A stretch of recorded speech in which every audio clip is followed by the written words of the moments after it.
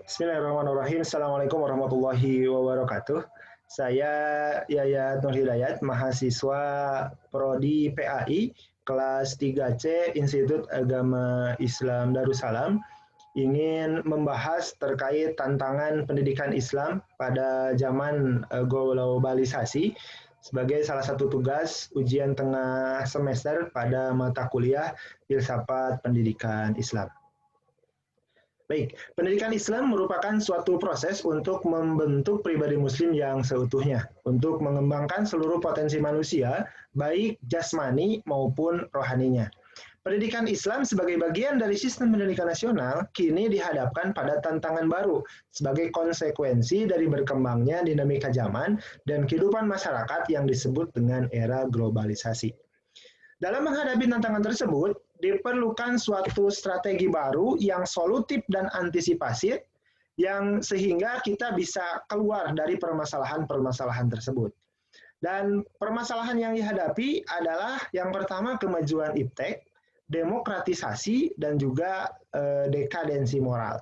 Ketiga, tantangan tersebut membawa pengaruh besar dalam semua bidang kehidupan manusia, termasuk di bidang pendidikan. Dan perkembangan dan kemajuan ilmu teknologi, prinsipnya bisa jadi ada yang berpotensi melemahkan daya mental spiritual.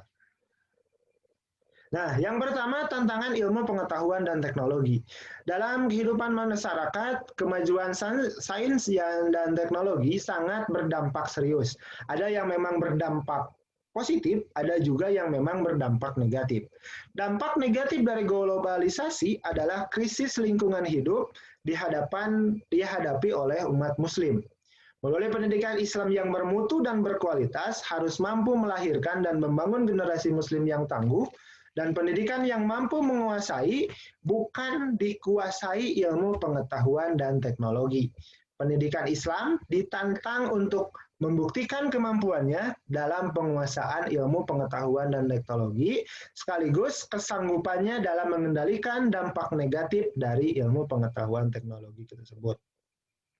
Baik, pendidikan adalah suatu hal yang urgen bagi perkembangan suatu bangsa. Suatu bangsa akan maju dan berkembang, bahkan disegani oleh bangsa-bangsa lain karena kemajuan ilmu pengetahuan dan teknologi. Suatu bangsa dapat diukur peradabannya dari tingkat ilmu pengetahuan yang dikuasai.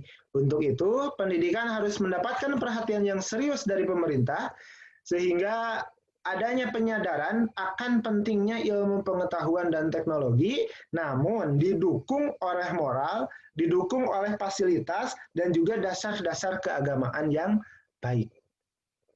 Kurikulum yang mendukung, sumber daya yang kompeten, dan dana yang cukup, ini bisa menyiapkan generasi-generasi bangsa yang siap bersaing dan memiliki cara berpikir secara komprehensif yang senantiasa dijiwai nilai-nilai agama yang konsisten. Jadi adanya ilmu pengetahuan teknologi tetap mempunyai dasar-dasar agama yang baik.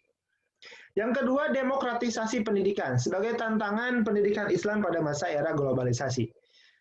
Berbicara tentang demokrasi, demokrasi merupakan isu lain yang memengaruhi pendidikan Islam Indonesia. Bahwa tuntutan demokrasi pada awalnya ditujukan pada sistem politik negara sebagai antitesis terhadap sistem politik yang otoriter, selanjutnya perkembangan tuntutan ini mengarah kepada sistem pengelolaan berbagai bidang, termasuk bidang pendidikan.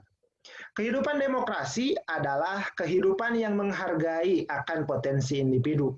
Artinya bahwa setiap bentuk homogenesi masyarakat adalah bertentangan dengan prinsip-prinsip hidup demokrasi. Dalam bidang pendidikan, semua warga negara memiliki hak yang sama untuk memperoleh pendidikan, juga memiliki kewajiban yang sama dalam membangun pendidikan nasional yang berkualitas. Demokratisasi pendidikan membuka ruang partisipasi publik untuk terlibat dalam pendidikan. Dan demokratisasi pendidikan Islam menghendaki sistem pendidikan yang bersifat sentralistik, seragam, dan dependen untuk beralih mengembangkan sistem pendidikan yang lebih otonom, beragam, dan juga independen. Itu terkait solusi terkait tantangan demokratisasi pendidikan. Yang ketiga adalah tentang tantangan dekadensi moral. Bahwa pendidikan Islam di era globalisasi ini dihadapkan pada permasalahan dekadensi moral.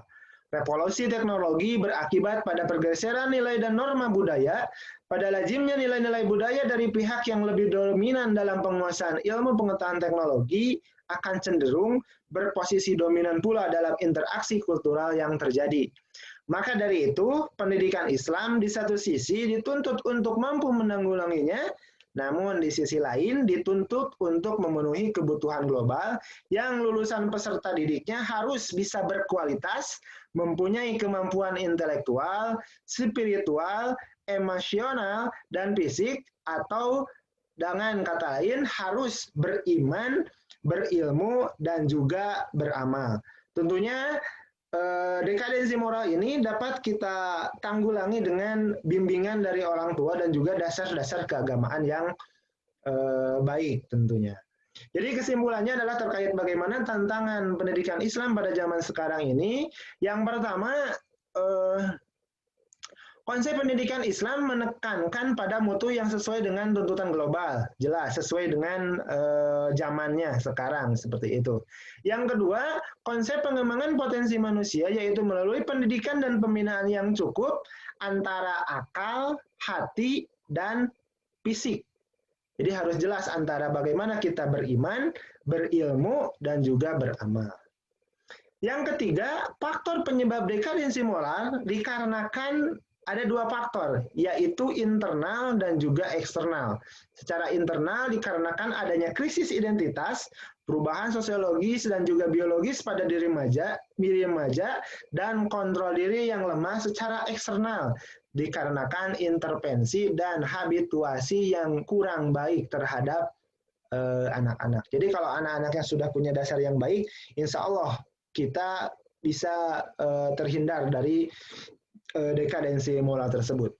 Dan yang terakhir, strategi pendidikan Islam dalam menanggulangi dekadensi moral di era globalisasi menyangkut penguatan pendidikan agama di dalam keluarga, penguatan pendidikan agama dan moral di sekolah, peningkatan profesionalisme guru, dan pengawasan terhadap peserta didik, peningkatan kepedulian masyarakat terhadap pendidikan, dan juga bagaimana kita menciptakan lingkungan yang baik sehingga habituasi dari peserta didik bisa mencontoh, meneladani hal-hal yang baik pula.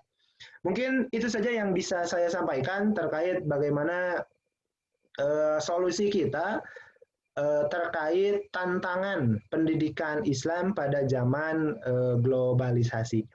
Mungkin itu saja yang bisa disampaikan. Terima kasih atas kesempatannya dan terima kasih ya sudah bisa menyimak pada channel ini.